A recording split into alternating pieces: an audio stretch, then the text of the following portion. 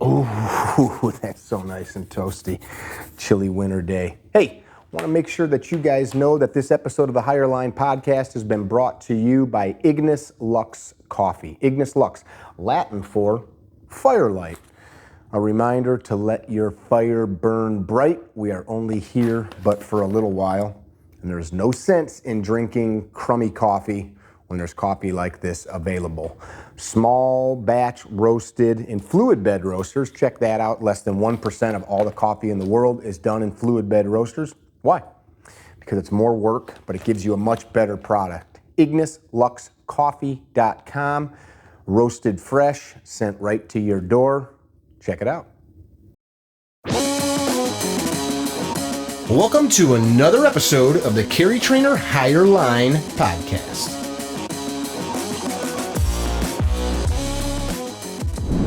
Hey guys, welcome to yet another episode of the CarryTrainer Higher Line podcast. We've got a guest on today that I've tried to get on for about 4 years, and every time I've asked him, he's like, "Oh, I'm in the Siberian wilderness," or "I'm in Antarctica," or "I'm on the moon," and he always had an excuse to not sit and chat and share his story. But now we pinned him down, Mr. Mike Darter, and you're one of those guys that probably if somebody says like, "Who are you?" or like, "So what do you do?" you could just like pick like 8 random things, and then later they'd find out like, wait, he did that too. Yeah, Yeah, actually, yeah. Well, first of all, thanks for having me, man. of And sorry course. it's taken this long to get here. I've actually always wanted to do this, and yeah, it's been a rough, the last 4 years have just been nonstop. And yeah, I did a podcast not too Self-inflicted. long ago, and a guy didn't know me, and it was about photography, and he's like, "Well, tell me, what do you do?" And I was like, "Well, that's a good question." I didn't know what he wanted to talk about. I was like, "Are we talking about photography here?" Or so yeah, I've had a lot of things going on in the past, a lot of things going on now. So You were Oklahoma City copper, tactical yes, officer, probably street cop at some point. yep, You martial artist, judo, jujitsu, yes, Taibo. Did you do any Taibo or anything cool like no, that? no No Taibo. Taibo. You're one of the Judo owners is of my Oklahoma City Combat Sports. Is that the yes, name of the gym? yeah, Yeah. One of the founders of CCW Safe. yes, And now like a pretty well-known published wildlife photographer. yeah. Like crazy, beautiful pictures of whales and tigers and leopards and all kinds of stuff. Yeah. So I kind of want to just like paint a picture of the meandering path of Mike Darter's life. So you from Yeah. Oklahoma?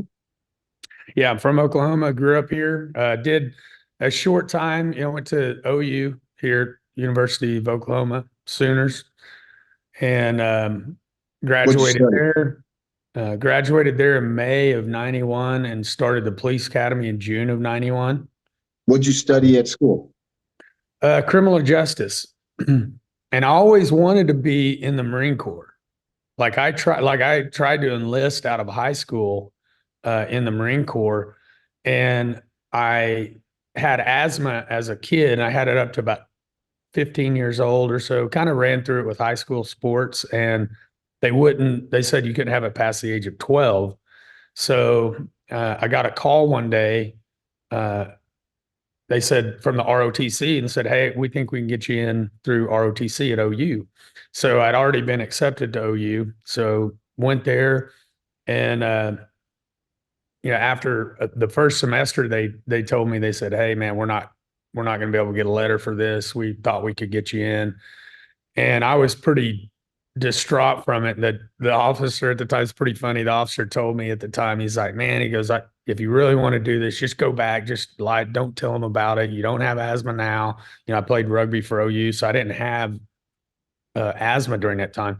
He's like, "Just go back through, just don't bring it up, and go through that." So I So on did. that little on that, those little forms that say like lying Yeah, on this is yeah. Well, perjury. this is like 1987. So I actually went back and I went through my whole you know process, and like right before we get sworn in, uh like this is just a few days before there was another physical and I had a kidney infection that Oh put me no. on. I'm like, okay, I get it. I'm not supposed to do this. So that's when I, started looking at law enforcement. So I have a criminal justice degree. So And you went to work for Oklahoma City.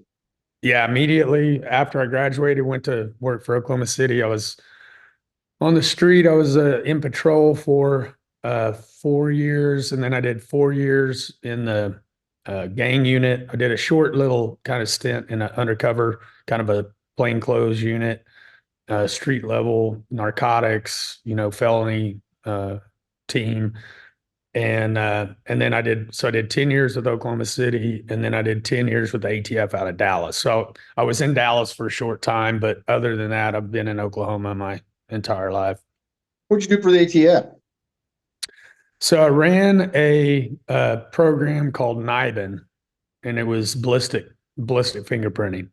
So when I left Oklahoma City, so I had my eye happened. That's another kind of big We'll part come of the back to story. that one. Yeah, that kind of ties everything in. So when I lost my left eye, I lost, I couldn't do my job as a gang officer because as a gang task force street officer. So went inside, worked for about a year in criminal intel investigations. And then my ex-wife, my wife at the time, was a doctor. She went through fellowship in Dallas. So I tried to actually see if I could leave. She had like a 3-year fellowship. So they wouldn't let me leave anything over a year at that time. You had to quit. You had to come back and go through the academy. So I pretty much decided, this is the end of my career. I did 10 years, had a great 10 years. So I decided I was just going to leave, move to Dallas. She was pregnant with our first child at the time. So moved to Dallas, and it just so happened all the guys that I worked with ATF, which ATF at that time was just an amazing organization to work with. Worked with them a lot in gangs, in impact, in patrol, and all the guys that I worked with in Oklahoma City, and a lot of guys that were part of the bombing here in Oklahoma City had then moved to Dallas. So they were out of Dallas Field Division, so they were in Dallas. So when I moved to Dallas, they found out, called me and said, "Hey, man, we want somebody to run this violent crimes program, and we want somebody with some experience that can walk into any police department and talk with these homicide detectives or whatever." And at first, I was like, "Yeah, I'm not. I don't think I had a great career. I'm just going to leave it at that type deal." And so I thought, I'm just going to be a stay-at-home dad for for the rest of my life. How, And how old were you? I think I was 30 at that time. I've been about 32, 33, and had our had my first daughter, which was awesome to be able to have that time off with her. But after about 2 months, I was like, yeah, this isn't going to work. So called him back, said, "Hey, man, is that still open? Because I can't do this." And Watching Barney and shit every day. oh God, the Wiggles. Holy shit. Yeah. I couldn't do that.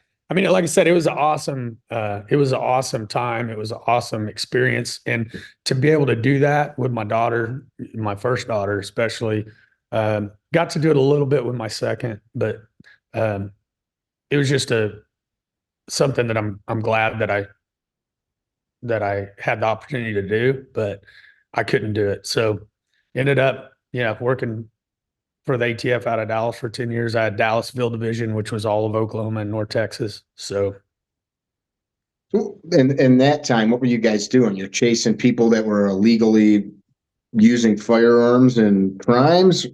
yeah, so it was a lot. It was a really cool program, and it was a lot of gang. I mean, majority of it was gang activity, and we would have drive-bys, um, you know, shootings, armed robberies. Anytime when a firearm was fired, then we were working with those departments on collecting those casings or the bullets, mainly the cases, cartridge cases, putting them into this system, and then we would link up. I remember one of the first hits that we had was a guy that was a gangbanger. He got into it with his neighbor over a fence, some kind of deal with their fence had an issue with their fence between the houses, and they got into it. Something And stupid. yeah, stupid thing. And he ended up firing a round out, firing a round off, and police went out, collected it, took the gun, took the round and everything. Well, they tested it and it hit to a homicide. So and it was unsolved homicide at that time. So, they went back to him and talked to the guy and said, "Hey, we need to talk to you about this stolen gun." And the guy's like, "No, man, that's not stolen. I bought that. I had it." And then they're, "Well, you've had it the whole time." "I've had it the whole time." And they're like, Mhm. "Okay, well, I guess we need to talk to you about this homicide then." The guy's like, lawyered up. And that was the kind of thing we would try to link up these cases. And Did he some of get these caught? cities like New Orleans, Houston, Dallas, some of these cities were getting, the flow chart that we'd have by the end of the investigation, we'd have 50 guns, tied all to different homicides, to 30 different homicides and 20 different robberies. And they ended up using that to take down in some places that were really using it the way it should be used, like New Orleans. They were taking down entire gangs on RICO cases. So it's a Mm. pretty cool program. So as a guy that worked for ATF, like what, 20 years ago, does that sound right? Yeah. I hear a lot of negative talk about ATF these days. Like, how's that Yeah. make you feel? It's a totally well, and that's kind of one of the reasons why I left. Back when I was a young street officer, I worked with Secret Service, FBI, ATF, DEA, and the ATF was just always the best to work with. And they were the most like us. Those guys were the guys who were most like a street cop back in that time. And over the years, I saw a lot of changes. And by the time I did 10 years with Oklahoma City, 10 years ATF, toward the end of that, I realized that things were changing a lot. They had become kind of what I saw in some of the other agencies. And so I think it was just my time to go. And I think now it's just, you know, I mean, what it's become. Everybody Hmm. sees what it's become. All these agencies, you know, I think a lot of these agencies are have become part of the political machine, and Hmm. so Exactly how I would describe it. yeah, When, at what point did you start training martial arts? Was it before you're out yeah, it working the was, street, or yeah, it was before. yeah, it was before. So when I first knew that I was going to go into law enforcement, I started looking at different martial arts, and I came down to Aikido and Judo. And Aikido was awesome for controlling someone. It's great for what it's intended for. It's awesome for like getting hand control, controlling somebody, searching them, whatever. So Um, you love Steven Seagal. yeah, not exactly. When I first saw Aikido, I was like, wow, that's awesome. And look into it. And I actually went to school with a guy who grew up in Japan. And he was like, yeah, for police, you need to learn Aikido. So I started to learn it, and it was good. But then judo, the way I kind of saw it was Aikido was great. I used Aikido 100 times a day on the street, just getting hand control, getting to a cuffing position, searching somebody. But the minute they started to fight, it always went to judo. And that's why I tell people I think all martial arts are great what they're intended and designed for. Sure. They're all designed for kind of different things. You know, I've judo has been my main martial art, my first love. Um, I don't like, I practice jits now just because, nobody wants to take the falls that we Nobody used to. wants to get slammed at 50 Yeah. years old. But I don't really like jits. I mean, the thing I worry about is popping into 7-Eleven and having some guy, get into something, and the next thing you know, you got three more guys coming out of a car. And Mm. that's the one thing I think that jits really doesn't answer is multiple attackers. If you and as a police officer on the street, I don't, especially working with gangs, there was never a time when we pulled over one guy in a car, and I've had guys come out on me from a car while I'm fighting a guy. I had two more guys come out of a car. So, you know, I love jujitsu as far as training and far as a workout and, all that, but everything's great at what it's designed for. Sure. And my love was always judo. Did you ever have some time on the street where you tried a technique that you had used in the gym and were like, this sucks, I'm not doing that again? Yeah. Yeah, we had, so my partner for years when I was in that plainclothes unit, we both did judo together, and we both did Aikido and judo, but we did judo more. But it was funny because we'd be like at the state fair. I remember one time we got basically kind of surrounded. A huge fight started at the state fair. State fair was always fun back in the day because you could do whatever you wanted to, and there was no big reports or uses of force done because it was the fair. It was constant fighting going on. And we had this big fight break out. So in the great state of Oklahoma, if you're What's just that? at the so in the state of Oklahoma, if it's the fair, man, it's the fair. There ain't no Well, reason for no paperwork, huh? it used to be that way, not that way anymore. And it quickly changed. But yeah, it was fun back in the day. But I remember being in certain situations when my partner, he is like, we went back to back.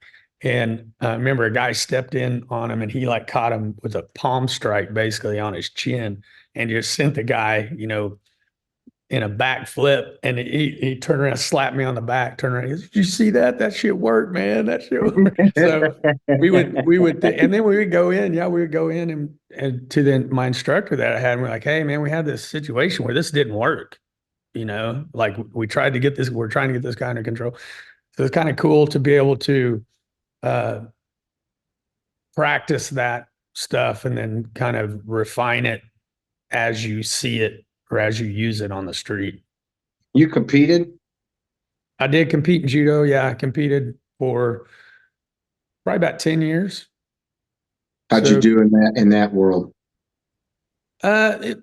Pretty good. I mean, I wasn't like a national level competitor. I competed in the World Police and Fire Games, the International Law Enforcement Games. Back then, Texas had the Texas Police Games that we could go to. I, always competed in the state championship, different competitions. I was successful. I would say I was successful. I had a lot of success in what I did, but judo is one of those things. The national level, world level of judo is just insane. I was at a jujitsu camp in Costa Rica a couple years ago. And you've been to like these kinds of trainings where people are strangers and you start BSing, and then you find some guys that become like your training partners during the course of the training. Maybe it's a shooting thing, but this was a jujitsu thing. This guy was in his probably mid 60s. Nice dude. I think he was from Puerto Rico. You could feel like shaking his hand. He was a strong dude. And all of a sudden we get to the course of instruction with some takedown stuff. So he stands up, pulls me up, and he like pulled me off the ground. And I'm like, man, this dude's strong as shit. And so he like grabs my gi, and when I felt his hand, I like went to break his grip. I was like, oh shit. Well, I find out this guy's like the doctor for the U.S. Olympic judo team, world-class judo guy for years. And like at that level though, like he freaking just throwing me around like I'm a little kid. And he was probably 25 years older than me at the time. He's being nice, but like take a real good guy at the local gym and then somebody that's at that level that trains with those people. It was just like, not even give me a baseball bat. There's nothing here I can do this, dude. It was pretty awesome. I have yet to get into your gym. Do you teach there or you just train there? Teach every once in a while. I've had a lot of injuries. I've got my right wrist is bone on bone. I got no cartilage in my right wrist, and that sucks. Like I can't finish hardly anything now as far as with chokes or anything. My grip, Torquing on it. yeah, and I haven't, I don't want to fuse it, so I'm trying to see what I can do. I had PRP done on it and didn't really do a whole lot. I had shoulder surgery last year, which they got in there just to clean it out, and I had a torn labrum, torn bicep. So I've had some injuries. So I'm at a point where So go back for a second. They went in to yeah, clean you up, and then yeah. they found those things were torn. They didn't know till they got in there. No, they didn't know till they got in there. And I remember specifically when it happened, and it was years ago. I should have got it fixed a long time ago. I fought a guy from Kazakhstan, fought several guys from Kazakhstan, and I actually threw one of them in Uchimata, drove his shoulder in the ground, tore his shoulder out, and then like 3 rounds later, I fought one of his friends, another guy from Kazakhstan. He did the exact same thing to me that I did to his partner. And it was so funny because they would be, this was at the International Law Enforcement Games. It may have been the World Police Games, but they would share a gi. They would come off the mat, strip their gi off, hand it to the next guy. He would go, and they'd be standing there in their underwear on the side of the mat. Yeah, let's go. What the Crazy. heck? Yeah, crazy. But those guys, the Kazakhstan guys, were pretty awesome. But I How's your remember when that shoulder? happened, Go ahead. and I just never got it fixed. And over time, 54 now, and it sucks. I mean, I got a shirt the other day, everything hurts, and I want to wear that every day because it's like I wake up and it's like, yeah. But it's a great, talking about judo, like the guys we have down there. I own that I had a judo club for 20 years in Oklahoma City. Um, Closed it down when I started CCW Safe, and then got to a point where I had some time. So I opened up a club with 4 other guys in downtown Oklahoma City. And one of the guys is Brian Piccolo. He was a Big Ten champ wrestler for Yeah. Michigan State. Uh, he was the alternate for the Beijing Olympics. He should have been the 220 kilogram under class for the Beijing Olympics. Kind of got ripped off on that in the trials. But when you were talking about going with that guy, when you go with somebody of that caliber and they put their hands on you, I mean, pretty quick. It's just like, Yeah, shit. this is, Yeah. That's like anybody that does anything watch a drywaller run screws that does it all day long, and then you try to keep up with them. Yeah, somebody that's got that much skill. And it's funny when you hear cops, especially. There's some cops that come to our gym, and I always give them a hard time because, like, I'll grab them and I'll say, "Oh, you're a cop. This is going to be easy." I just bust their chops. But few and far between, those dudes will show up and submit themselves to the training. They don't want to look less than or look like they're not a dude. And we'll have guys from local departments that'll show up and they're studs. They look like it. And then some 20-year-old, 150-pound white belt that's, studying literature at the local community college breaks the dude's, spirit. And then they don't come back again. But these guys have this attitude, men do it, that I'll just like use my rage and I'll save myself. Rage doesn't fix you when somebody spent years practicing something. That's bullshit. Right. I had our big S12 event 2-3 years ago or so. One of your co-workers at the PD there is down at the event, and he's 62, 63 at the time. And there's this dude that keeps messing with him. Like we're having drinks. It's after hours. We're sitting around BSing. And I'm like, I wouldn't mess with that dude. I wouldn't mess with him. And finally he like underhooks him and just like kind of tips him nicely onto the floor, underhooks one arm and just sets him down. And the kid looked up. It was like a 30-year-old, 60-something-year-old man. He looked up like, what magic did you just do to me? I was like, I told you to quit messing with him. Like, this isn't gonna go well for you. It was pretty funny. He later tried it again, and dude takes him and just like pulls him in close and puts him in a rear naked choke, and are you done now? Are you done now? Like patted him on the face like he was a little boy. It was awesome. But you can't. I talked to him later. He's like, man, I couldn't do anything to him. I go, that guy spent like 40 years of his life practicing Yeah. wrestling and fighting. What do you can't just will yourself to do anything over it, to overcome that. It's funny. So Yeah. your gym there in town, you got a bunch of local coppers that come in and utilize the place?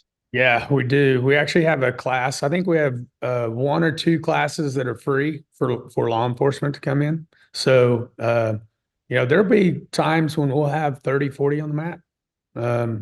There'll be times when we don't. But yeah, we have a lot of law enforcement in there. And a lot of the law enforcement that come into the free classes end up, paying Signing. because they signing up because they want to come up. Um, yeah, it's law enforcement today. I mean, there would be no way I would be in law enforcement today and not train full time. And when I was on the street, I was training, there were sometimes I trained twice a day, when I was in my mid 20s, early 30s. But I was training almost every day. And today, yeah, I couldn't imagine being a cop today and not having a good handle on just basic techniques. And that's one thing we always say is the world champions do one thing better than anybody else. Mm-hmm. Basics. Mm-hmm. And just, basic anatomy, body mechanics. I mean, understanding that and having a good understanding of that is huge. And it the So way it's not supposed to go. yeah, the way bones work together and not work together.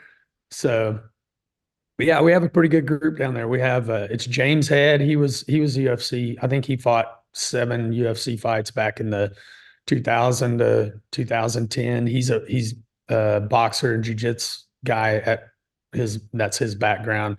We have Brian Piccolo, he's wrestler judo. His jits now is amazing.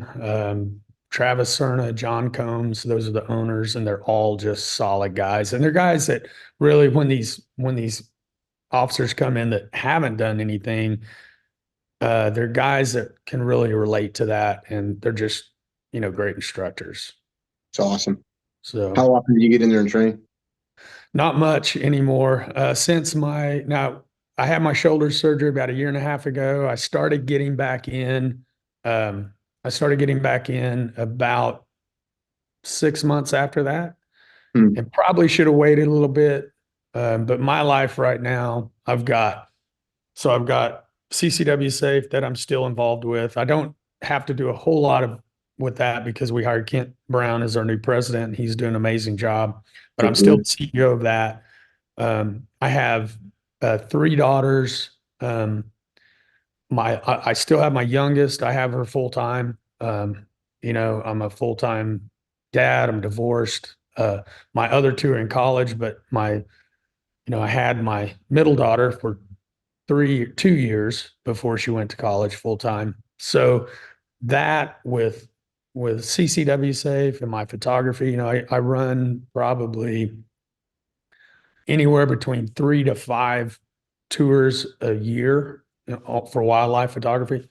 So, And so people go with you and you facilitate getting in a location where they're going to see animals and help teach them how to set shots up and all that stuff. yeah, yeah. And I Let's work come with back. a guy. Let's come back to that. Let's come Okay. back to Yeah. that. Okay. So you and I have a lot in common. Yeah. We both wear glasses. I don't have mine on right now. We both have excellent haircuts with salt and pepper hair. We're both blind in one eye. I was born in Oklahoma. So you get like a thumb in your eye. Somebody shot you in like a gang fight. Like what happened? How did you lose the vision in your eye? Yeah. Because I So know an the story. owl tried to rip it out.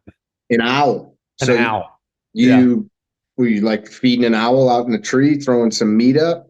No, I was deer hunting, and I got out early. We got out. I was on this land about 45 minutes outside of Oklahoma City. We were on it for like 3 or 4 days. and I saw a bunch of owls while we were out there. And so the last morning we get there super early. We get there 4:30 in the morning. It's pitch black. We go out, get up in this tree, and a deer starts blowing probably 30 yards to my right. And I'm like, there's one like right here. I was trying to find out where it was, get an idea of where it was because it was still dark. Wait for the I was kind light of to looking come up. right. What's that?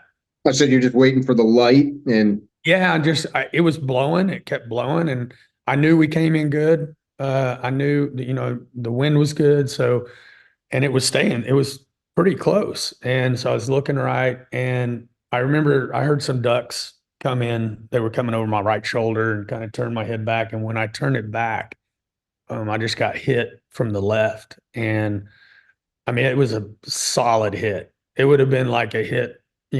It felt like a pretty good punch in a boxing glove. And I don't really remember if I went out, but the next thing I remember, I was kind of sitting there and I was like kind of shaking it off. And I remember the blues of the morning just kind of started to come in where I could see my whole left side of my face was numb. It felt like I just got hit pretty hard. And my vision, I could tell something was off. And I reached up to wipe my eye and it was bloody. It felt like a socket. And you I felt started your eye freaking out. socket. So What's you didn't that? feel you felt an eye socket, not an Yes. I eyeball. didn't feel my eyeball. And I remember like, being a cop, you see things like that. You see eyes out. And I remember looking like Is trying my to, eyeball on my shirt? yeah, where, feeling for my eye, started freaking out when, shock set in. And you had buddies like in another tree stand, or were you alone? No, luckily I had one guy, my partner in the gang unit. He was about 40 yards away. So I slid down the tree and I was actually yelling to him. I was like, Mike, Mike. And he came over and I was like, help me find my eye. I was digging in leaves at the base of the tree. Like, where's my eye? And I was just in shock. And I looked up at him and he was like, man, are you dreaming? Did you fall out of the tree or what? And I looked up at him and he like kind of looked at me and kind of looked at it. He said, man, he goes, I think it's there, but we got to go. So So your eyeball was still connected but dangling. it was, well, no, it was in there, but it was just shredded. Okay. It kind of like had, I guess, deflated. And so, yeah, we got, and it's one thing my brother Kyle, which you met Kyle Sweet, he tells me all the time. He's like, so you kicked in over 400 doors in Oklahoma City and a furry little bird takes you out, It's like, hey, I wish it would have been, I mean, it is a kind of a cool story, but I wish it would have been a cooler story like you started out with, but So you go to the ER yeah. and they're like, and you tell this story. Did the docs ever hear anything like it? No, so yeah, it was on Thanksgiving Day and it was crazy because we get there, we drive 45 minutes and we're hauling ass trying to get there. And the closer we get, it's like the pain starts, like shock starts wearing off. By the time I got to the hospital, I was in pretty good pain.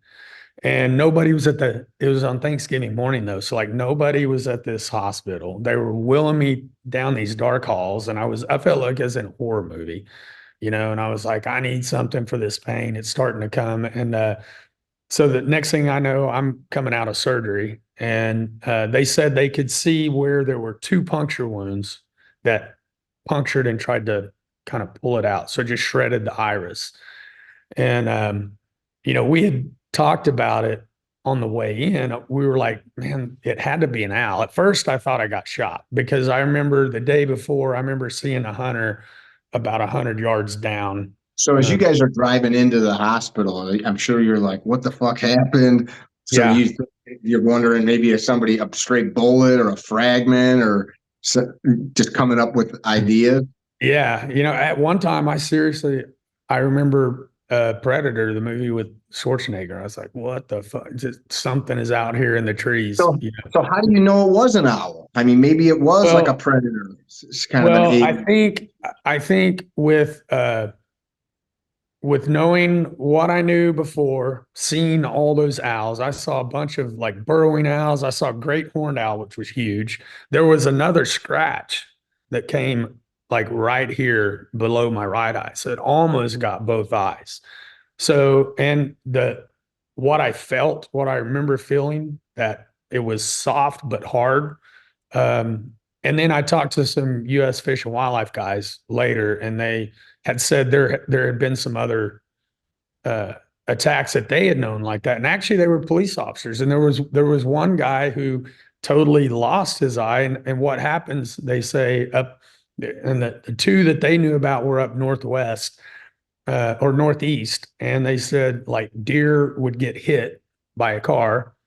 What does it do? It runs out into a field, starts crying, which brings all the predators in, owls, Coyotes, yeah. coyotes, whatever.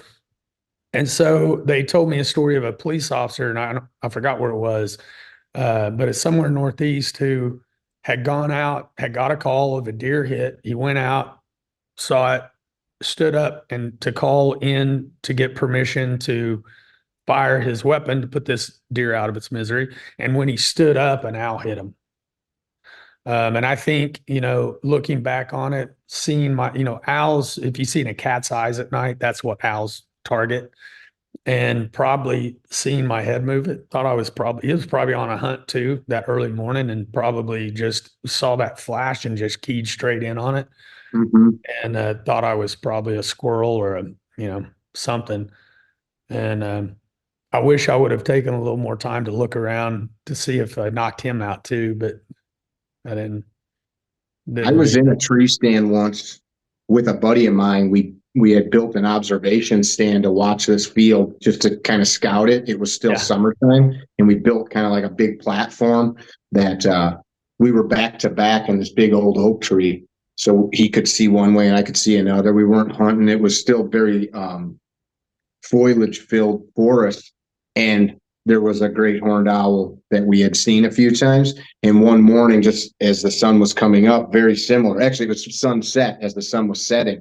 This thing, we saw it off in the woods, and all of a sudden it came from below us, swooped up and like turned, and its wings, which saw its whole belly and its wings, like it was Yeah. like something out of a movie. I don't know if it was trying to attack us or maybe we were in its tree. But when I heard your story years ago, I always thought, like, damn, like maybe I almost lost my eye that day too. Like, freaky bastards.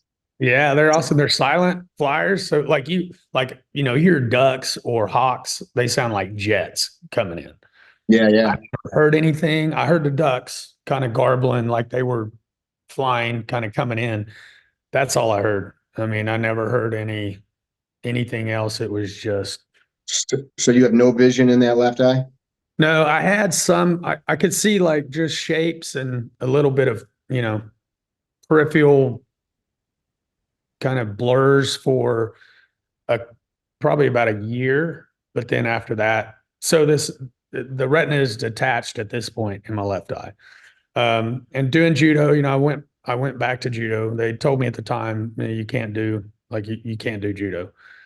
But I had a school, I mean, it was kind of, and it was at that time, it was a heavy part of my life. I mean, it was a daily part of my life. And so I don't know what happened, but probably a year later, lost the eyesight, and I've never had it back. This is a prosthetic now, an eye, and I still have my eyeball, but the iris was shredded. And so it's kind of a blue gray looking eye. Um, and it's kind of always red all the time. So I have this prosthetic shell that I wear, so I can't see anything out of it now. And I've got a video Go actually ahead. come out that last week I had to go get a new. About every 4 to 6 years, you have to get a new shell because your eye changes. It's like atrophy and you know starts to move around. So I just got a new one, and I've got a video crew now that is working with me on the photography side of things, and kind of building that up. And so they went and actually did a whole video that'll be out soon about my doctor making this eye, and he like hand paints it. He makes it acrylic and then holds it up and hand paints it, and it's a pretty awesome process. So Yeah, docs that do that stuff are amazing. I've got a friend that's a restorative dentist. yeah. He's done some work on me. Pat McGurk is his name. He's out on the East Coast. And they're like I was talking to him one day because he was showing me I was at his house, like he built a deck. And I'm like, oh, you can do carpentry. And then he's like, dude, I like build teeth in people's Yeah. mouths from plastic and metal. Like that wasn't what he said, but like he's Yeah. like made jewelry and stuff like that. That's yeah, it's pretty Oh, artistic. yeah. It's This guy cool. does noses, eyes. He does Oh big wow. like sockets. He does ears, everything. That's super cool. Very ingenious. Yeah. He was telling me he had one eye that he made for a guy that had a magnet in it that made the iris change. And he would wear a ring. And when he would go inside, he would just kind of do that, just rub it by his eye, and it would adjust the iris. Get out of He's here. put diamonds in eyes. He's put, painted 8 balls and all kinds of stuff. Just because I'm curious, what's a eyeball prosthetic go for these days in the greater Oklahoma City area? It's about 10 grand. $4,000 to $5,000 on top of Okay. insurance. So I don't know On what top it of it. costs on top of insurance. Yeah. So it's Okay, so maybe 10 grand. yeah, it's So I'll do one for you for 2,500 on the next go round. let's do it. Whittle her out of some oak. So all kinds of different law enforcement stuff. I know quite a bit about your company, but some of the Mhm. listeners here might not. You and Stan and Kyle decide to Mhm. start CCW Safe. I've actually done interviews with both of those dudes. Yeah. Talk about that a little bit. So you guys just like Yeah. sit down one day. You're like, we've done all kinds of other stuff. Why don't we start a company in a space that is going to be really hard to do it in, and let's see what happens. Well, actually, yeah, it's actually what happened. So, first of all, I was involved in a shooting when I was on Oklahoma City. I was on an entry team. Ended But up. about what year was that? This was in '96. It was almost 1 year to the date after the bombing. Okay. So, And real quick, for you guys that are youngsters that don't remember, one of the worst terrorist attacks in U.S. history happened in Oklahoma City at the federal building there. What year was it again? it was 95. 95. Yep, 1995, April 19th. Team McVeigh. Yeah. And I ended up working that whole thing. I was assigned to the California Task Force 5, which was pretty awesome to watch those guys clear that building. We had, they had Puget Sound Task Force, they had California Task Force 5. They may have had another California Task Force. These were search and rescue guys. Yeah, they were search and rescue guys, and they had doctors on the team, they had engineers on the team, they had all these different people on the team that could go clear that building and try to get bodies out, any survivors, and it was all structured. The structure was just it was very dangerous going in there, and because of the structure, and um, I knew one of my good friends was Luke Franey, was ATF. He was one of the main witness of that. He was the one that was sitting at his desk and when it went off, got blown back, stood up, looked over his desk, and it was just an open building. Um, so, I knew a lot of the guys that were in there. I met a lot of the guys, like I said, assigned to California Task Force 5. When you looked all over that building, you saw everywhere CATF 5. There's still a quote on the wall of the Journal Record building that is from CATF 5, and it's about demanding justice.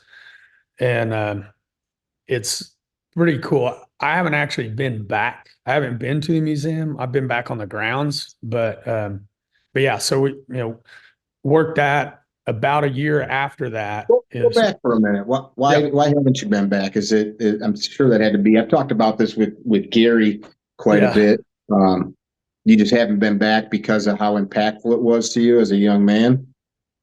I think that's a lot of it. Yeah. I don't know. Yeah, I don't really know. Uh, I don't know. I How need to many? go back, but I just haven't gone back. It's and I didn't have like a big, huge involvement with. I mean, the whole police department worked it. I mean, people Sure. say, "You worked the bombing?" Yeah, I worked the bombing. Everybody worked the bombing. I mean, we were all down there, you know. But it was we were 12-hour shifts, and you would go home and you know, you didn't watch the news. You go home and cry all night and come back and go right back to it. So it's kind of I don't know. I think it probably is a lot of that. Like I want to go down there, but I don't want to go down there. Um, I have a friend that spent years at the highest echelons of Army Special Operations, and he calls it opening a closet door. He'll yeah. say, I don't want to peek inside there today." Where Yeah. some dudes are happy, not happy, but like they talk about things for whatever reason. He says he's, for the most part, not interested in opening up the door. Yeah, that's a good analogy because I think that hits it probably on the head for me. And that's, you know, when we get to talking later about photography, that's a lot of what photography is about, kind of Hmm. therapy. Um, Hmm. So yeah, it's you guys all, you, Stan, Kyle, Gary, Rob, all you guys that work together, and mm, Gary and Rob have been on this podcast. You core group of guys that I've met through your organization, uh, been around for a while with the CCW Safe. That's what you were starting to talk about. So yeah, you had been in that shooting in '96. yeah. So, and I got sued in federal court. End up killing two guys. Got sued in federal court. Ended up winning the case. Got kicked out at summary judgment. But it took a year and a half to go through that. And at the time, I was a member of the FOP, the Fraternal Order of Police, so they paid for everything. So when I get out, so when I leave ATF, I call Kyle and I'm like, "Hey man, I need," and I remember I took my daughters, and I think it was Walmart or somewhere, and actually saw a guy that I had put in prison. He didn't see me, but I saw him, and it was just one of those things where it's like, damn, okay, I was at the time married to a doctor. We've accumulated a lot of wealth. I'm with my daughters all the time. I take them everywhere. I was the one to, pick them up from school, take them to school, get them where they needed to be. And I called Kyle and said, "Hey, man, I need some kind of protection. I don't have an FOP anymore." And for you And guys that don't know Kyle, Kyle's a practicing attorney as well as a founder of CCW yeah, Safe. and he was a former cop. He was a cop for, I think, about 4 or 5 years, and then went into law school. Ended up being an amazing trial attorney. And he said, "Yeah," he said, "Man, I need something like that too." And about 3 days later, he called me back and said, "Hey, man, there is nothing out there that's going to give you the same level of protection as an FOP would. There's a lot of insurance companies, but we need to do this." So, we talked about it. And over the course of about 3 or 4 months, we put it together. Uh, about took a while, probably 6 to 9 months to really get the infrastructure down. But once we got that, we started pushing it out, and it was perfect timing. It was right around the time of Zimmerman trial. Um, with that coming out, and then Don West, who actually was the co-counsel for Zimmerman, who he was the one on CNN yelling at the judge every day. He actually contacted us and liked what we were doing, and so we hired I him in. actually never knew that. I love Don. I always thought you guys sought him out. He found you. Well, so what happened was we went to Florida to teach a class based on the Zimmerman case. And we were working with Bob O'Connor, one of the detectives. And Bob said, "Hey, would you mind if Don West came tonight to this class?" And we were like, "The Don West? Are you talking about?" And he goes, "Yeah." And I was like, "Yeah, that'd be awesome. Love to meet him." So we met him there, and he was awesome. So he ended up answering a lot of questions, people had, and kind of got into the discussion. And so then we took him out to dinner after that. And then I think it's about a month later, maybe not even a month later, he called us and said, "Hey, I'd like to sit down with you guys." And he was kind of looking. to kind of phase out his practice. So yeah, it was just everything just kind of fell into place perfectly for that. Hmm. And I think it was just perfect timing, and based on the experience that, we had and I had with my lawsuit, it was just a, no brainer for us. And I think it's, once you look at it, it's kind of a no brainer for anybody who needs that kind of protection. Let's pause on that. Let's go back to the shooting. Can you talk Mhm. about that a little bit? Yeah. Just so people understand like the dynamics of how even as a police officer you could get sued and Yeah. jammed up. Yeah. And that was the case. It was you know, so that was when I was in a plainclothes kind of undercover role.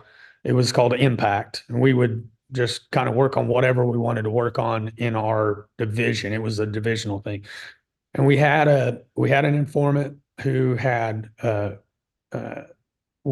was buying narcotics for us, and they had contact with this guy who just got out of prison. He was a white supremacist gang member, got out of prison and went right back into uh, selling dope. He was selling kind of everything: marijuana, cocaine, had a lot of guns. And so we do a buy at his house, and she comes out and she's like, man, he was bragging about shooting, uh, said that these two guys had come in, tried to do a home invade, two gang members had tried to come into a home invasion on him, and he shot him.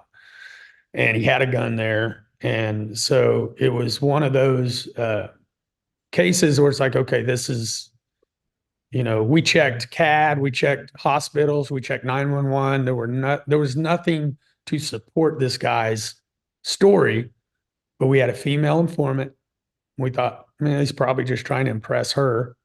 But the problem is, he's already talking about this. If he's got a gun, if somebody kicks in his door, he's gonna go off, shooting. I mean, he's already built this up in his mind, whether it happened or not. So we kicked it to we had a tactical unit at that time, and they ran all the high risk warrants, or they ran high risk warrants, some high risk warrants. At the time, the unit that I was in, by the time I got out, we had run like 400 warrants over a year and a half or so. So we were Wow. running warrants all the time. I mean, and there would be times when we might run multiple warrants in a day. So kick it to them, and they kick it back and say, no, this is too high risk. We're not running it. So we're like, what does that mean? Like, somebody's got to go, kick this door in. And so, and this is something that I remember. There was something that caused us to do it. And what I remember, and I remember talking to my partner, he's like, I don't remember that, but it's 20 years ago, or now 30 years ago. 30 almost. So but what I remember was a 14-year-old girl went to buy dope from him, and he ended up raping her. And I remember telling my lieutenant, I remember walking in, and this was after they said, no, we're not going to run it. So I walked into my lieutenant and I said, we're running this warrant. And he goes, put it on the board, which means put it on the board, get it ready, do the Work layout, up. do the Yeah. surveillance, right that.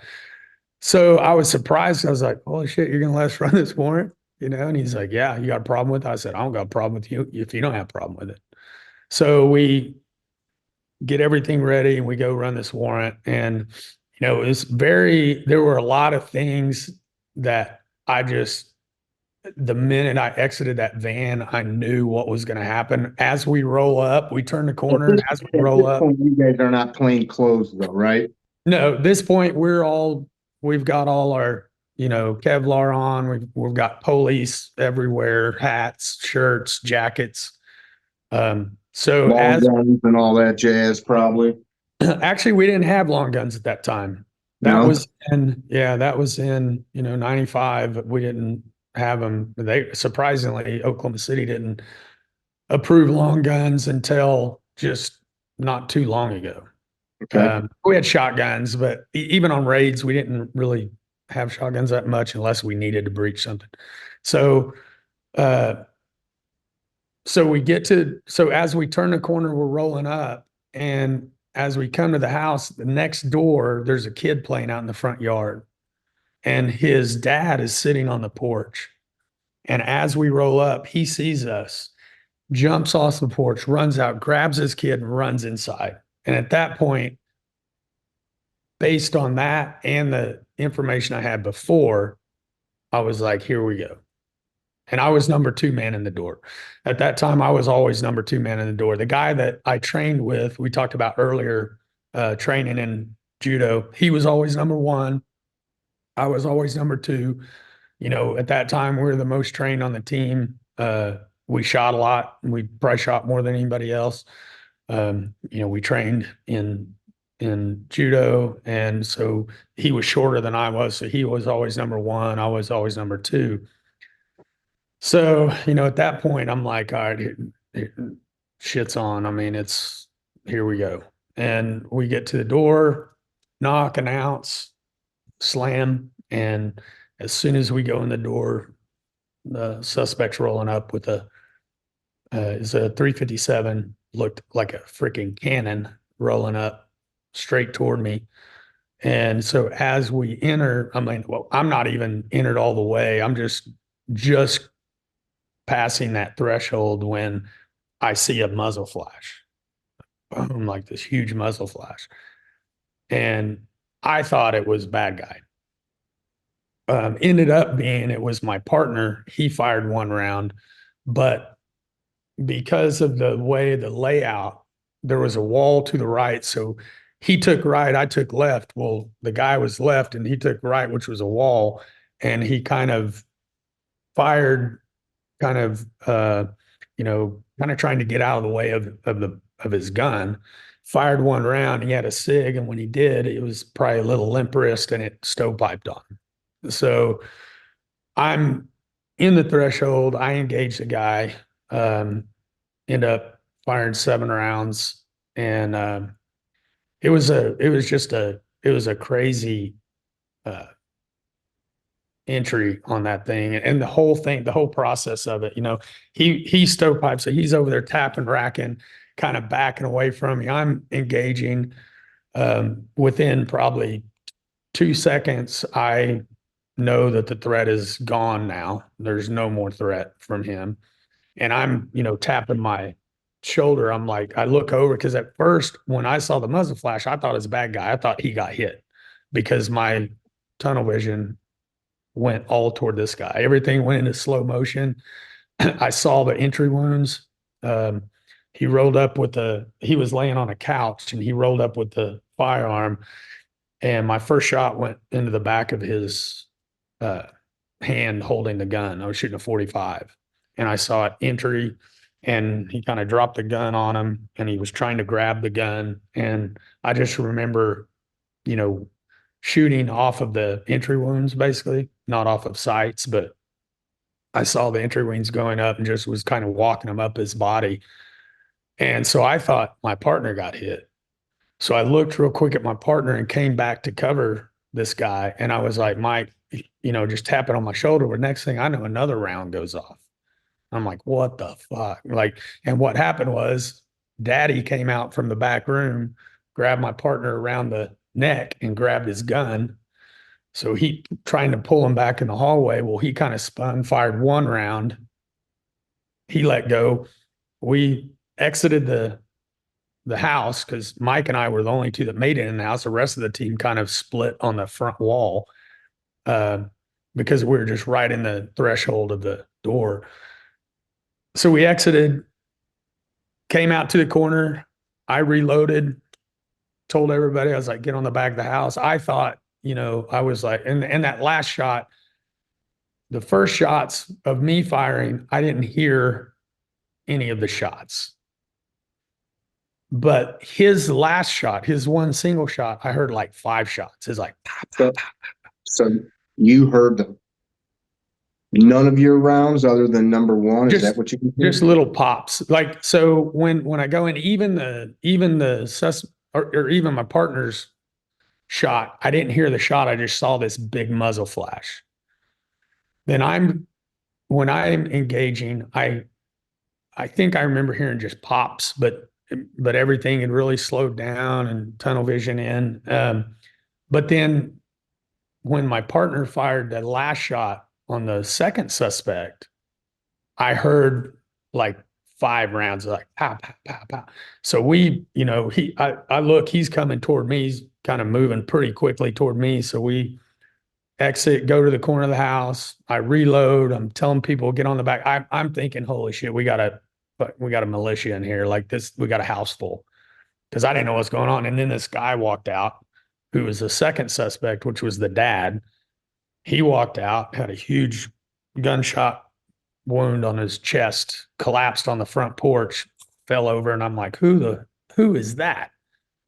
And I remember I told when I looked to my partner, I started tapping my shoulder to try to get him to come to me. And I said, watch your back, because there was a dark hallway behind him. Well, he heard me say, watch your back. And immediately he had this big arm. The guy was like 240 pounds. My partner's like 150. He had this huge arm come across him. So he thought and so when I was like, who is that? He said, that's a guy you said to watch your back for. And I was like, I didn't see anybody. I saw a dark hallway. So we didn't know what was going on. So we had to re-enter that house. And so everybody gets kind of grouped back. We re-enter the house. We go back in. He's number one. I'm number two. We go back in and we go to the kitchen, which is right off of where the suspect one was laying on the couch. The rest of the team goes back and floods the back of the house. So we're sitting there and we're basically covering this oven. We got our guns on this oven and we're like looking at each other like, holy shit, we're just in a shooting. He's like, yeah. And then we realize there's a converted garage door behind us. And we're like, oh shit. So we turn around, get on that. And we're like, everybody else is in the back of the house. So we pull that open and we start, checking it. So we have to enter it. And it's kind of like this wall that goes out. And then there's a bed right on the other side of the wall. So we clear all this part of the room, but we can't see around this little wall. It ended up being a little closet kind of that the bed was. So we're like, trying to get around this wall and there's no other way just to go for it. So, I'm holding on to his back of his jacket, his Kevlar, and he's like, all right, let's go around and I'm going to kneel on this bed and clear this closet. Well, we go and I kneel on this bed and it's a freaking waterbed. We start rolling, we're rolling over the bed, lose our, it was like a circus house. I was like, get me out of here. So we clear that and, end up getting out. It ended up being a good warrant. We recovered tons of money. I think there was a false bed in the truck. He had all kinds of guns, weapons, money, drugs. So that was probably prohibited person from having any of those guns. Yeah, he had just got out of prison not too long before. And what happened is kind of funny on the lawsuit. So the ex-wife all but thanks us, immediately after it happens.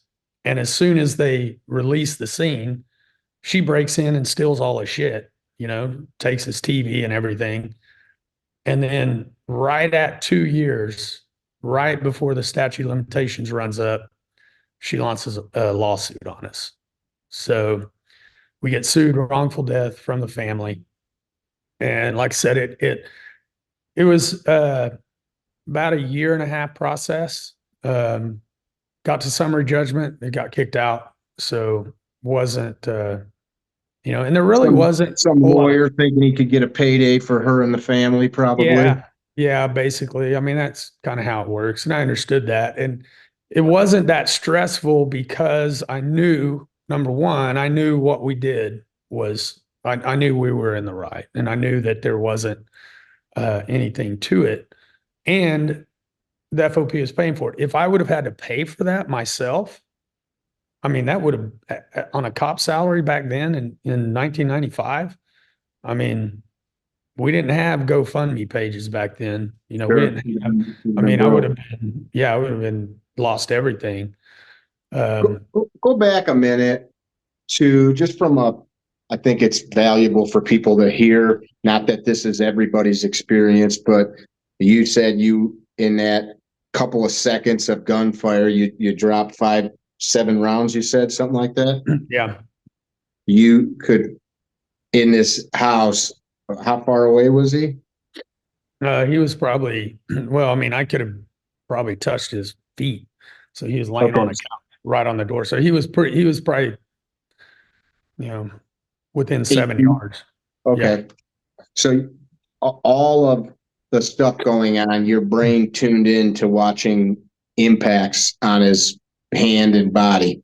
You could see Yeah. that happening. It wasn't just like muzzle flashes and a bunch of smoke. You literally could see like bullet holes appear. Yes. Yeah. That's crazy. It was that slow. And it was, that was probably the height of my training. I mean, I was and I remember it came up in the lawsuit. So the, I want to say the day before or a couple days before the shooting, we had run training in a shoot house and we were training on hostages. And so as soon as we'd enter the door, they would yell red or green. And that was the targets we had to take. And we shot 100% that day, but nobody wrote it down. So that came up in the lawsuit later, of our training.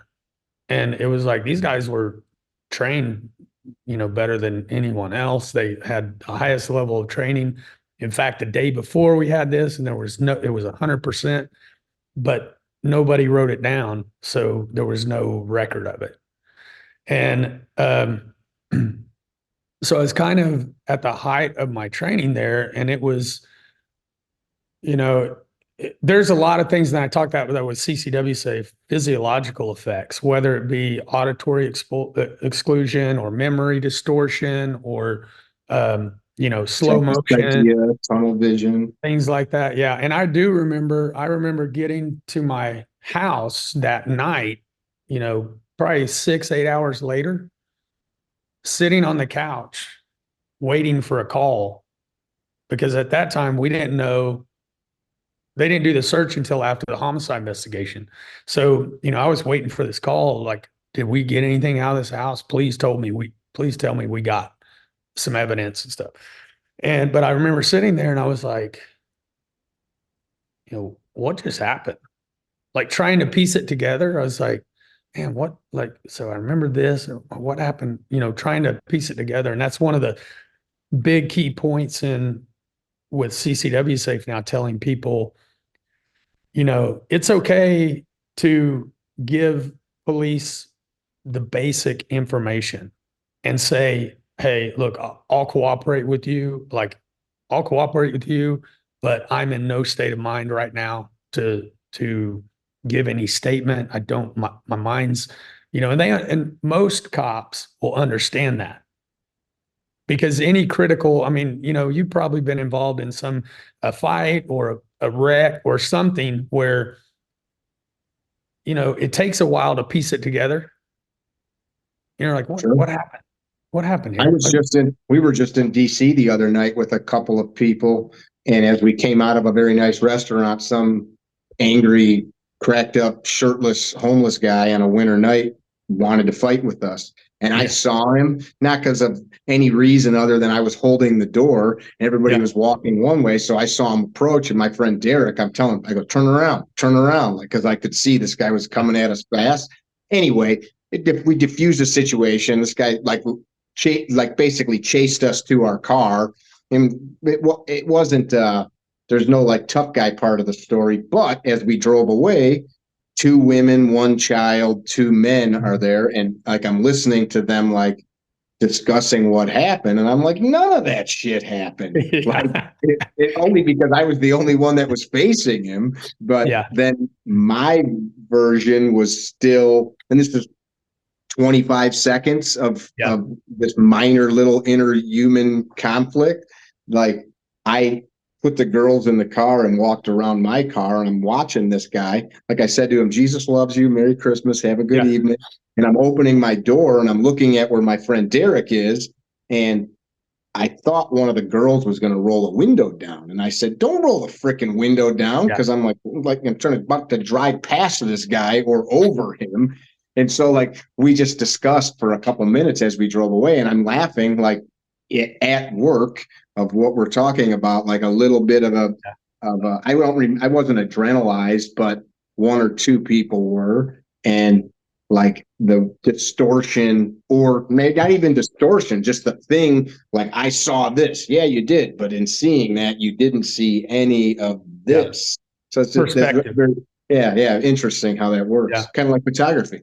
Yeah. Well, and it's like, that's one thing for people to think about, if they're, if they open a door, if somebody's, yah-yahing with them over some traffic deal or something, or in a parking lot, and you open the door and get out of your car, and somebody just pulls into a parking lot, at that point, they're going to see you as the aggressor. Right. So that's timing. It's all in perspective of, and time, the time code of that, video that's playing in real life of what happens. It's very interesting. So 25, 30 years later, back then, no body cameras, probably no ring cameras, no dash cams, none of that stuff. So now that stuff's everywhere, which is a good and bad thing, right? It's a good and bad for everybody. But you guys create this company, and it's interesting. I was just talking about it with somebody. I'm a big proponent. I'm a customer, FTA and CCW Safe, but we push it to people, and I don't want to turn this conversation into a sales pitch because I don't want to derail the point. But you guys do something different than pretty much everybody else because you're not an insurance company, right? So talk about that for a second, so the listeners understand it, because you have a lot of there's competition in the space, but it's really apples and oranges. It is. And I think it's really based on experience. Everybody we have, like, I'm the CEO and founder of the company. I've been in a shooting. I've been sued in federal court. I know what, to expect in that. All of our Gary, all of our, now Chris, you'll meet her soon, I'm sure. Our critical response team, that's really the difference between us and anybody else, is we have people who have investigated homicides and officers involved shootings for 20 years who are now working for us, that go out and actually respond. If you're in a shooting, chances are that night, or if it's later in the day, the next morning, you're going to have actual boots on the ground. You're going to have someone to talk to. You're going to have someone to tell you what the process is, what's going to happen next. They know what to look for. They know to look for video cameras. We had one case where we actually did have video cameras, but the timestamp was off. So it looked like, it was like, oh, well, he didn't call police until this. No, the timestamp was off on one of the recordings. So we have investigators who know what they're doing.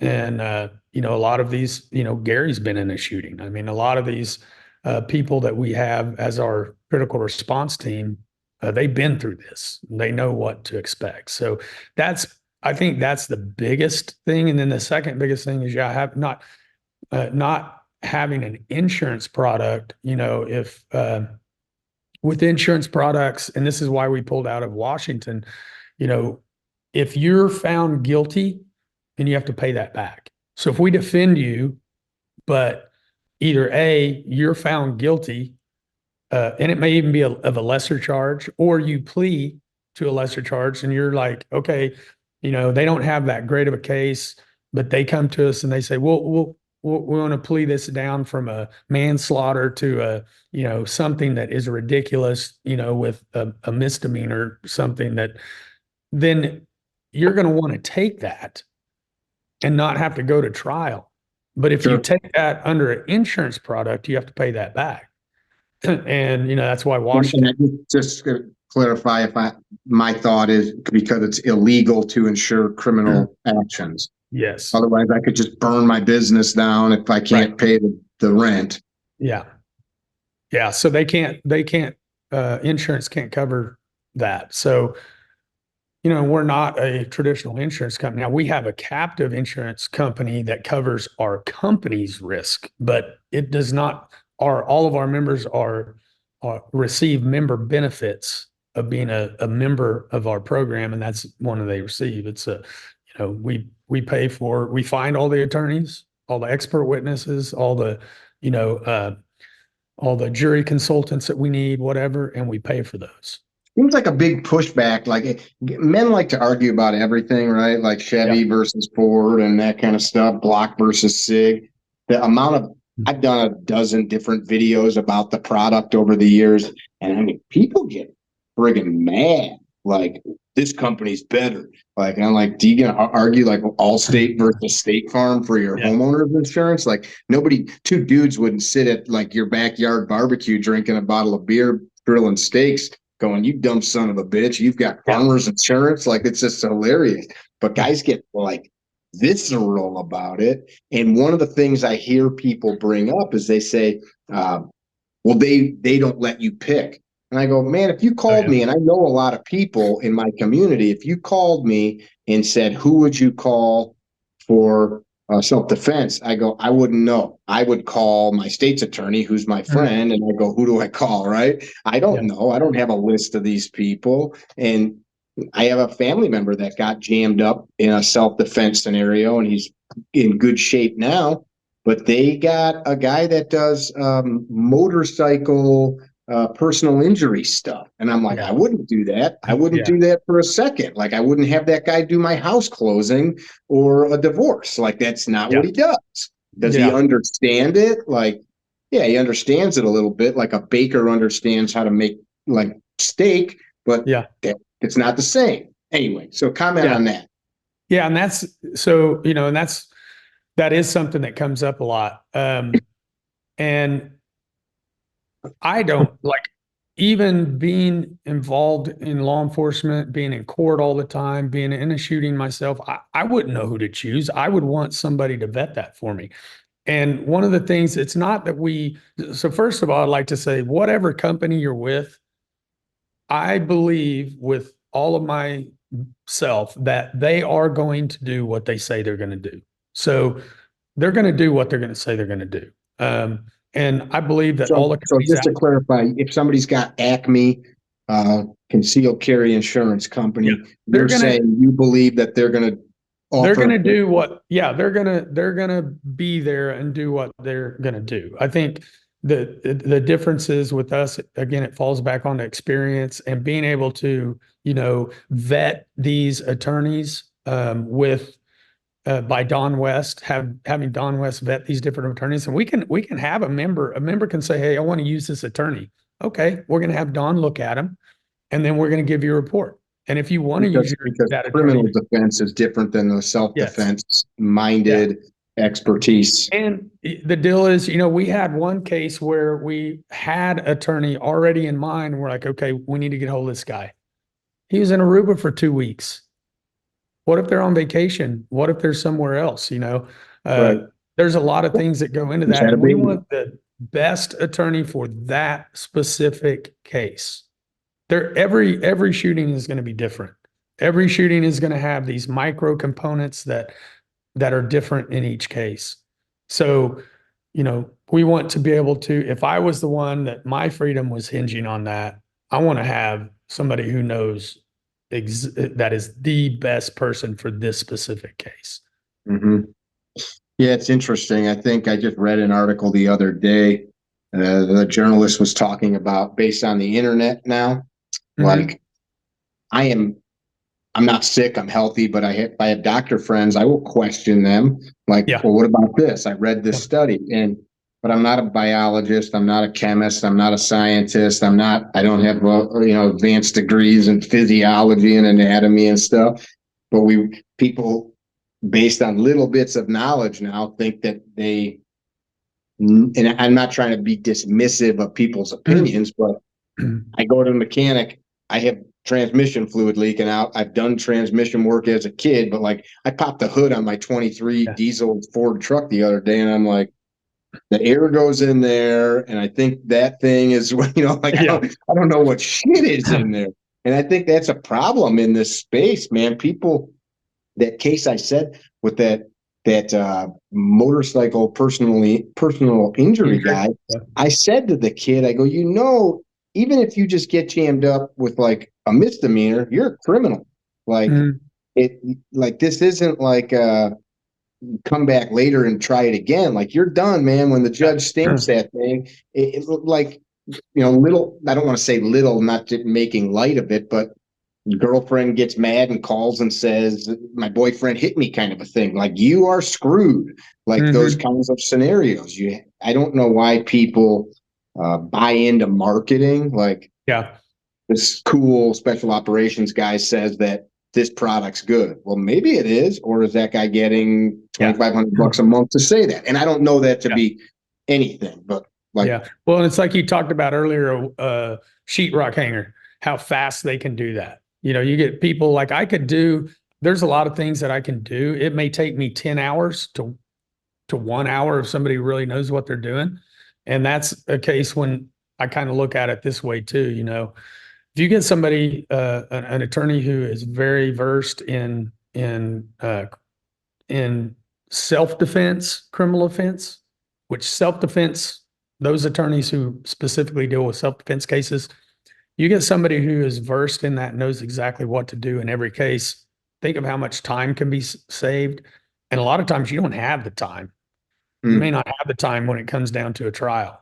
And we all know how that stuff happens. It's like, oh yeah, we'll get this. And then trial comes and bam, everything, you have to start getting all the evidence. You have to start doing, and that's one of the things in one of our first cases we worked, we locked down all the witnesses like immediately after it happened. Luckily, because the prosecution, it came down to trial and they didn't have a lot of their witness statements. A lot of those people had moved. They couldn't get a hold of them. And you guys, having done police work, knew witnesses disappear, witnesses don't show up, witnesses change their story. So you got all that stuff noted up. As we're talking, I'm thinking about just talking about experience. I'm going to be interviewing the member from out west that you guys had. You guys cut it off at the pass and it never became anything because you jumped on it so quick and had good communication with the investigators that they realized this guy's righteous. This isn't going to go anywhere. And like it was done before it ever became a thing. Like instead, a lesser skilled or maybe less seasoned attorney might come in there and like get ready for a fight when there didn't have to be. So that's kind of meaningful to me. So I love the product. Again, I don't want to make this all about your product. You guys are making money. You're able to now travel around and take pictures of animals. What the hell's that all about? Do a lot of that. Well, so I started photography when I was probably 10 years old. My dad had a camera. That was when the guys would hold the thing and would go. I was the youngest of 6 kids. I had 4 brothers, and 2 of them hunted quite a bit, 3 of them. So I would go with them. I would take pictures, and I actually used to paint a lot. I painted duck stamp entry competitions. So at a young age, I was artistic. I would draw, and one of my brothers entered me in this art competition, and I ended up doing really well. And long story short, kind of, through my college years, I did a lot of art shows and kind of helped put myself through college that way. And then when I started my law enforcement career, I just didn't really have the time to do it that much, especially when I had kids. So I kind of went back to photography, and I've just always loved wildlife. I grew up, we had a lake house property used to water ski all the time out there. And I bet you were good at it too. You're one of those bastards that like everything you do, you're just like, oh yeah, got a wall of water skiing trophies. my brothers were better. My brothers, I had one that he did jump, he did trick, barefoot, everything. I just did basically slalom competition. Oh, But you did compete, huh? Did you win any water skiing trophies? not many. So I knew it. But you won. I mean, I think anybody listening, how many of you know somebody that won a water skiing trophy? Probably like 8 people out of Yeah. 50,000 know somebody that. Now I know one. So So you we were artistic. Yeah, we had this lake house and there was wildlife all over, the birds. Had all the Audubon books and I love those books. yeah, I always loved owls and raptors and birds of prey, eagles stuff. And yeah, I got to a point in 2012. I had gotten back into photography to photograph my kids. When you have kids, that's about all you take pictures of. And Sure. so I started taking more, and I always loved snowy owls. And I always wanted to take pictures of snowy owls, never thinking that I would actually see a live one, outside of a zoo or something. And I Googled one night snowy owl photography tour, and this came up in Washington that year. They had they called it like an Arctic eruption where they have too many owls and it forces them down. So they came into Washington. This guy was doing day trips online for these tours. So I signed up for one, went and met this guy. His name's Aaron Bagenstoss. He has Aaron's tours out of Seattle. And at the time, he was just doing day trips and day tours. And we went out and photographed snowy owls and had a great time, got to know each other. And about 6 months later, he called me and he said, "Hey, man, I'm going to start doing tours in Yellowstone and Tetons, and he would get a suburban SUV, take 3 people out." And he's like, "Hey, man, if you want to help me, I'll pay all your travel and expenses, and you can get it. Well, I'll get 2 vehicles. I can double my occupancy." So I was like, "Yeah, that sounds amazing." So for the last 10 years, I've been, and now he's grown his business into this amazing. I mean, he's in the field over 200 days a year now, Wow. and he's going to Africa. I've been to Rwanda, Patagonia for pumas. He does safari in Africa, Norway for polar bears. We do Alaska for grizzly bears. He does a lot of he does some stuff in Costa Rica. You guys do a lot of the logistics. Here's where the animals are. Here's where you're going to fly into. Here's how we're going to get FaceTime with the animals in the. Yeah, his business, that's what he's really good at. He's really good at going. And what we'll do is he'll scout, and I've been with him on scouting trips where we'll go to an area, we'll scout it, see what kind of images we can get and videos. And then if we get some good images, then we build a trip. He builds a trip around this. And so he's really good at getting all that set up. So when you sign up for one of his tours, it's like everything's taken care of. You just got to show up, you That's know. awesome. And it's cool. Yeah, most of the people are, I would consider semi-pro photographers. They just need to get to the animals. So that's our job, is just to get them to find the They've animals got and get good them. gear. They know how to set their Yeah. camera up and all that. Yeah. And about, 20 to 30% of them need a lot of help, how to shoot, settings, framing, everything. So, yeah, it's been I'd awesome. like to learn Been all more over. about that. I should sign up for one. So when you were a kid, you had a dark room and all that stuff, or did you just take the stuff to the pharmacy to get developed? Yeah, we just took it to the pharmacy to get developed. I did do some darkroom stuff in high school and learned that process, which was really cool. But now it's all digital, and Mhm. but yeah, I started at a young age, around 10 years old, taking pictures, and it's just kind of always been, something what I do, and I've always loved wildlife, and to be able to, merge those together, and I think a lot of it is probably adrenaline. Being a cop for uh, 20 years, being in law enforcement, and a lot of it is kind of that searching for that adrenaline, and then a lot of it is like I said earlier, therapy. Getting through all this, life so far, and I've had a Emptying that divorce. bucket out. Yeah, I mean, it's just, yeah, Do you there's been sleep a lot of okay? stuff. What's that? Do you sleep good? I sleep good. I'm up at about 6:30 every day, no matter what. It doesn't matter if I'm out drinking till 2 a.m. I'm up at 6 a.m. And I think that's mainly just from kids, having about three daughters, being up with every day, or most days with them. I think you just get in habits but yeah, I could probably use a little more sleep, but I try to get to bed early. And that's one thing when I started this OKC combat sports, I was so uh, anxious to get it started. I was like, oh man, this is going to be awesome. Cause I wanted to get back into that training. And, when you're training, you can't be out drinking. You can't be out, staying up late. You need to get to bed early. You got to get up early, all that. And so, yeah, it's. So are you training now that you built the thing? I know what you said earlier, but now I want to hear you. So why are you not going in there and train it? Well, so here's the deal. So I try to get in when I can. And I told the guys the other day, like, so in June, I'm going to be in La Ventana for a week on a catamaran out on the ocean, live aboard on the ocean for a week, swimming with and photographing orcas underwater. And jiu-jitsu or judo is the only thing that I have found that can put pressure on your body enough that is similar to sprinting underwater with a snorkel in your mouth, having water coming in, feeling like your heart is about to explode out of your chest and feeling like you're going to sink to the bottom of the ocean and die there.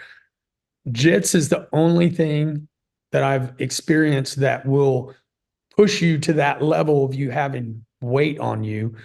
You have somebody on you constantly. So I get back in and I kind of use it.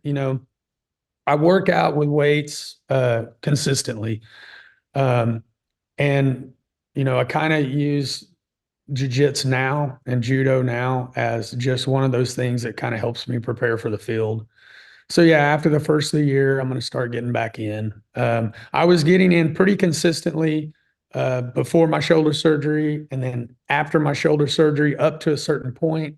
Shoulder feels great now, but man, this wrist is it I should hurts. hook you up with our friend Scott Nelson. He's got chips. They special. Most of their, not most of, but many of their clients are all pro fighters. Oh yeah. They're down in Tijuana. Oh yeah, yeah. US guys. You know who they I think are? Lovato went to them. Mm-hmm. Rafael. Yeah. Yeah. Mm-hmm. So I've actually looked at that. I'm looking at. I kind of looked at the um oh, is it Panama? Uh, I've kind of looked at that stem cell. I'll connect you to them. Yeah, connect me to them because that's really the only thing I have left to do before I fuse it. I don't want to fuse it. I mean, I can live with it. I can wrap it. I mean, a lot of times I'll sleep with it wrapped, like tight, just to keep Because it hurts. pressure. But when I'm on the mat, you get into a position, I mean, and it's really the thumb, this bone of my wrist to my thumb. If there's any kind of pressure on that thumb, I mean, it's like a reaction that, I mean, I can feel the nerve and then it just kind of goes numb, hurts. So it just, good lesson there for younger people. yeah. I've got some of those things, like I've got very bad tinnitus, depending on how you pronounce it, that years of chainsaws and hammers and drills and shotguns, like just sitting here in this quiet, I hear, bing, constant 24 hours a day. And I wasn't an idiot about it, but there were times like you just couldn't do the job we were doing and have your ears plugged because you couldn't communicate. But like stuff like that, like I watch guys like in the gym, I'm like, dude, get off your neck. Like guys using their neck in weird positions as a post or something. It's like, that's fine now, but you're just blowing those discs up and you're going to get to be 45, 50, 60 years old and be sciatica, and like this thumb right now is all numb from some impingement up here. It makes me wish I was a little bit more careful. Oh yeah. I would have done a lot of things different. I was a trainer at the police academy. So, man, this wrist is probably from getting wrist locked so many times and handcuffed and slammed. Uh, but I mean, it's just enough to, and it's just life. I mean, life right now is just, I got so much going on. We've got a couple other companies started. I'm starting another company with my daughter, which I'd love to talk to you in the future about on another time. But, I've just got a lot going on right now and trying to fit it all in. You know, but yeah, if you come back here or I've been out there all the time. when you come back here, let's go down and we'll go down and train and you can roll with these You'll guys. you'll be like photographing dung beetles or some shit, and you always come up with an excuse. Yeah, we will. It'll be great. Yeah. People that want to see your photography stuff, how do they find it? So the best way is the Instagram. I'm on Instagram. I'm at JM Darter on everything. I'm at JM Darter on Instagram, Facebook, YouTube, TikTok now. I also have jmdarter.com. That's where I have my prints for sale. And that has a lot of my work on it, but Instagram is just a constant feed of, where I'm going. I'm going to be gone. I'm going to be in Yellowstone 2 weeks in January, Alaska a week in February, La Ventana for orcas a week in June. I'm going to be in France in April for the white horses of Carmage. They're these wild white horses that run through the ocean. Week with them, and then I'll probably have a couple other trips pop up. I think I'm going to try to get to the Dolomites in October for some landscape stuff. So that the Instagram is just a constant kind of flow of what where I'm at. Beautiful stuff. Thank you. Those prints are no joke. That's cool stuff. Go ahead. Yeah, the printing is a different thing, and so I print big. I print my smallest is like 40 by 60 typically. I'll sell smaller ones, but I just printed a humpback whale that was 9 feet wide, and they ship from Germany. So and it's on acrylic. So is there nobody here that can print like that? That size. No, I mean, metal is kind of limited, and most of the places around here in the US, I don't know. I just print acrylics. White Wall is one of the best printers. Canvases, Picture Salon, which is up in Wisconsin, they're one of the best printers for canvases and metals and papers. And it's just kind of, you have to go different areas. But White Wall is the only one I'm known doing these.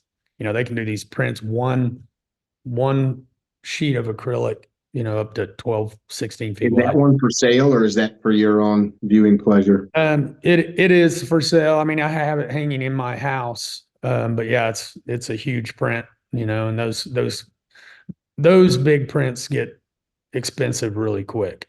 What's that one? What's that one for sale for, the big whale? That big one would be, the sale price would be about 7,500 on that one. And they can go 7,500, about 10 grand. Seems like shipping would be crazy. Yeah, it's actually not that. Well, I mean, it ships from Germany, and the shipping is not. For you to package it up and send it, It ain't like UPS is just grabbing that thing and tossing it in the truck. Yeah, something like that. It would have to be crated. It's going to be a big shipping cost on it. Yeah, because the office, CCW Safe office, has got a bunch of your stuff in it. It's cool. Yeah, it does. Thank you. So you've got that. You've got Oklahoma City Combat Sports, CCW Safe, and then what's the new business you're doing with your kid? Or you're not at liberty to say yet?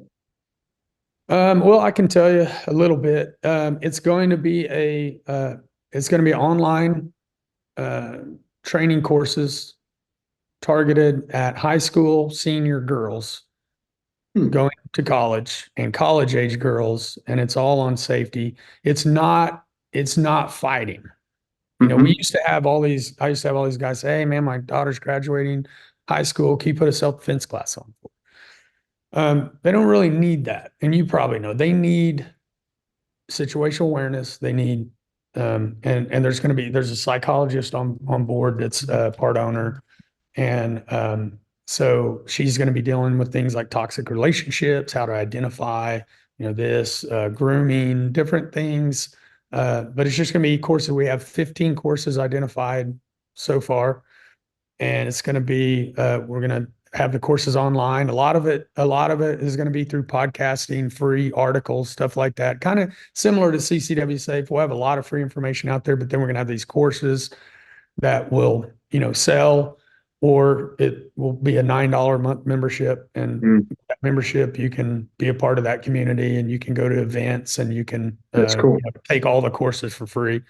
I Yeah. may even talk to you about in the future about doing a course. There will be some courses on, last resort fighting, that you need to know, last resort, but most of it is just going to be how not to end up in these situations. Don't get caught. Yeah, that stuff, those like weekend self-defense classes are selling snake oil. You don't go and learn how to build a house in a 2-hour or a seminar. Like, they do these things and then sell you little Kubotan keychains and that nonsense. That's bullshit. Like, if you're going to learn to fight, go plan to go 3-4 days a week for years, and then you still have the disparity of a man versus a woman problem, but really learning to fight as a different animal. That's cool. That's really, that kind of stuff is, it's not sexy, right? But that's the stuff that is important. Yeah. Yeah. And, my daughter is 22. She just graduated. She, economics degree. She graduated summa cum laude. She's amazing student. Awesome. And she's going to start her MBA, but we're starting this, and she's going to be the kind of CEO of it. She'll be the delivery. So for her to be able to deliver these courses and deliver this information, she'll be able to deliver it much more effectively than I could, or even, an older woman who's a psychologist. Sure. Yeah. More talking to the audience. Yeah. That's and great. She grew up, doing judo, boxing. She barrel raced. She was a basketball player. She was, she graduated her senior year of high school, 1,000-point club. So she had 1,000 points over her high school career. She didn't go play after that, but she also had the grades. So she went to school on a full ride academically. So it's going to be fun, getting that going. So I like it. Yeah. You guys that tuned in, I hope that you learn some stuff. I hope that you definitely go take a look at Mike's Instagram account, even if you don't care about art. Amazing pictures that you can take a look at and see places in the world maybe you'll never get to see, or animals. I need to pick a couple of those prints up, and not for $7,500, pal. I'm gonna be more like the pizza box size guy. I'll get you set up, man. I ask everybody when we finish a discussion, if the people listening never meet you, never cross your way in this life, what would you leave them with? By CCW Safe? What's that? I said, sign up for CCW Safe. I'm just saying a joke. Yeah, a lot of your followers, that would probably be, preparation. I think my tag my tag on my email is that quote, and I don't even know if they have figured out who said this, but it was, we don't rise to our expectations, we fall to our training. We don't rise to the level of our expectations, we fall to the level of our training. And it was said by, I think it was I don't know if it was a Roman soldier or somebody. That's been paraphrased by probably everybody. But that's what I really fully believe in. We don't rise to the level of our expectations. We fall to the level of our training, whether it be self-defense, whether it be shooting, whether it be business application. Business, creating this company was something that for me, luckily I got involved with the Vistage group, and I trained at what it was like to be a CEO, what it was like to build a company, to lead a company. So no matter what it is, you have to put the time in, and you have to put the training in, no matter what you're going to do, whether it's photography. If it's photography, same thing. Just putting a title on a card or an email doesn't make it so. No, not at all. And I'll admit, when I first started this company, I was a horrible leader for, company. I never had done that. But, with coaching judo kids and adults and, my history on the police force and ATF and everything all accumulated. And Vistage was one of those things that really helped me grow in that area. But it takes practice. It takes time. So I dig it.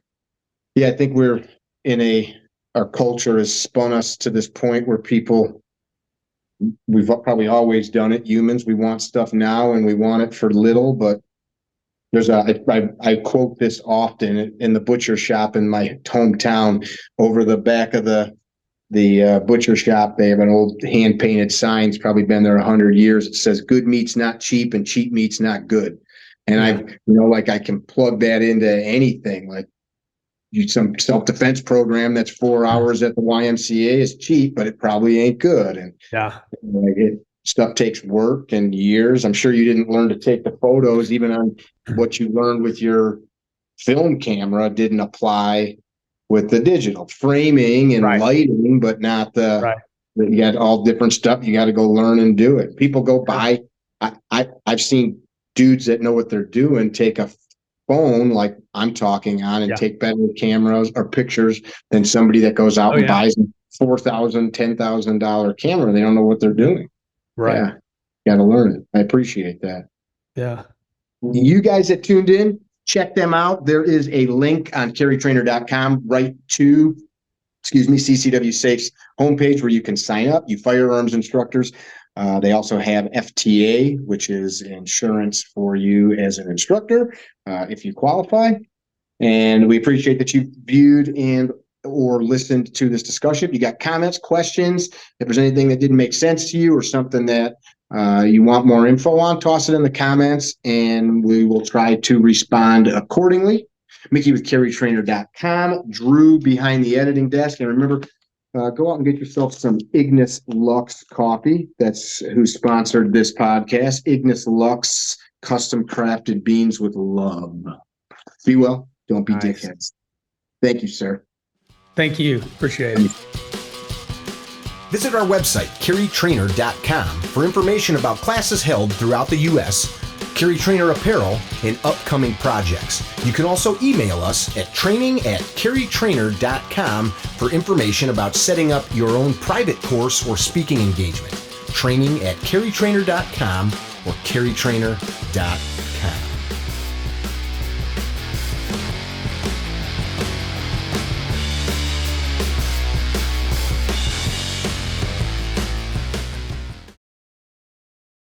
Hey, little brother, what do you think of gunfighter gun oil?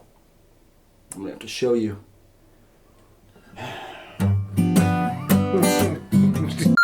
Hey, Steve, what do you think of gunfighter gun oil? Well, Mick, I said, hey, Steve, what do you think of gunfighter gun oil? Well, Mick, I have to show you about that.